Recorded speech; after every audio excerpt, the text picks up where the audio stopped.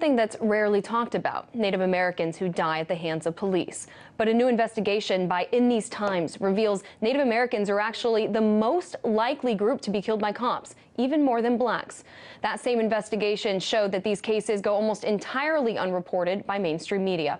My next guest is a journalist at Indian Country Today Media Network, Vincent Schilling. Vincent, thank you for being here. And you told us earlier that your site publishes stories of Native deaths far too frequently. Why do you think these stories fail to get more attention? Well, you know, it's really about mainstream coverage, and in this particular case, I think that the reason they fail to get the mainstream coverage is because Native Americans are not seen as part of the mainstream, world. They're seen kind of as an afterthought, and I find myself struggling quite a bit as a Native journalist, as a Native editor, to get mainstream coverage, but it just oftentimes just falls by the wayside. I mean, Native Americans, they don't make up a large part of the American population, but when you look at the percentage based on the population, Native Americans are roughly 3 times more likely than whites to be killed by police, and they are also more likely than blacks to be killed by police. Where's the outrage for and also from the Native communities?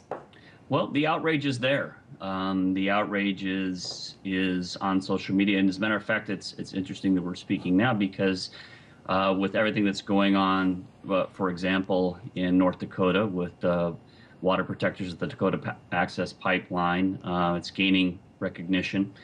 But the outrage is there. It's on social media. And I just tweeted this weekend, it's not getting so easy to ignore Native Americans or First Nations people any longer. And it got a lot of attention. And what we're finding, at least what I'm finding as a Native American journalist and editor, that mainstream media may not be doing the allotted coverage, but people aren't turning to mainstream media for the news anymore. They're going to Twitter, they're going to Facebook, they're going to different sources to find out what's going on before mainstream media hits it. And that's a very important point that you made there. Now, the Black Lives Matter movement, it's taken hold in our country, but most Americans, of course, completely unaware of the Native Lives Matter movement. How can Native Americans use the momentum of criminal justice reform and policing reform to highlight their own plight? Well, it really is as simple as putting out a tweet. And, I have to say that though per capita, yes, Native Americans are killed at a higher rate than any other ethnicity, it's not a contest. They're all lives that are taken. And I have to give a shout to the Black Lives Matter movement, who is standing in solidarity with folks in North Dakota right now. And the Native Lives Matter movement is just as much as a movement as anything else, and that people are saying, look, listen to us, and people are starting to listen. Shailene Woodley, the Divergent movie series has been out there, was arrested, and people are getting arrested and strip searched that are getting misdemeanors, and people are being noticed. This Native Lives Matter movement is a movement similar to the statements of people that are just not being heard. I put no, I won't just move on as a hashtag, and that trended worldwide. People are telling us to get over it as Native people, but we're not getting over it. We're continuing to put our voices out there, and it's continuing to get noticed. Well, because clearly the oppression has not stopped. So this isn't something that happened so long ago when we see these figures coming out today. Are there ways in which you believe we could lessen the targeting of Native Americans, whether it's from police violence or from criminal sentencing?